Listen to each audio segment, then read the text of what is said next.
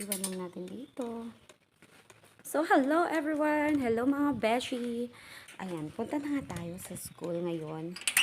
For today's video, ang dami pa namin pa-okay dito dahil nga natambakan talaga kami ng aming labahin. Ano ba yan? Sorry for the go. Ayan, so dito nga kami nakatira mga guys. Ayan, nakikita nyo ba?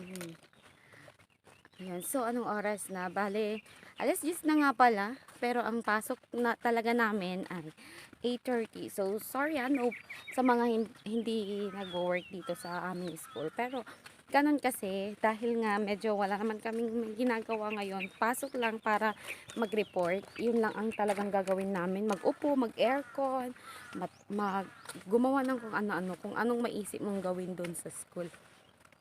So, walang masyadong ganap kasi nga ngayon ay talagang bakasyon naman talaga sa lahat ng mga school.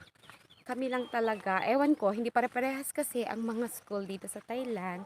Siyempre makikita nyo naman yung iba, nagre-relax na sila, nandun na sila nagbabakasyon, and then the other are, katulad namin, pumapasok everyday.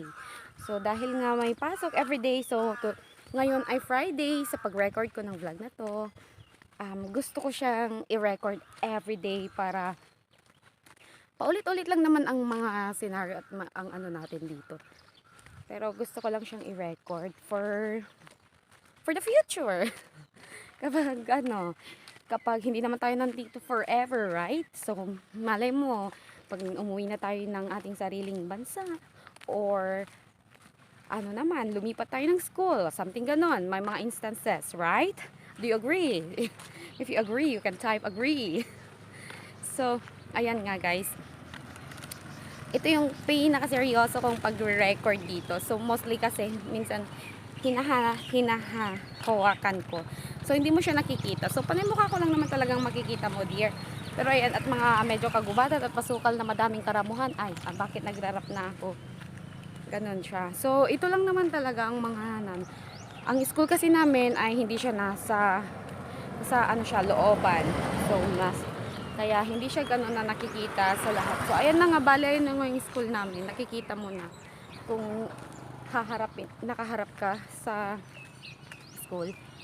So, anyway, wala tayong ano dito na okay lang na maglakad-lakad. Kasi nga, medyo malapit naman. Pero, mga ano kasi dito, hindi talaga sila sanay na maglakad-lakad. Hi, anyway, that's all for today guys. Mamaya balikan ko kayo. Tignan natin kung anong mga pinaggagawa nila doon sa taas. Bye!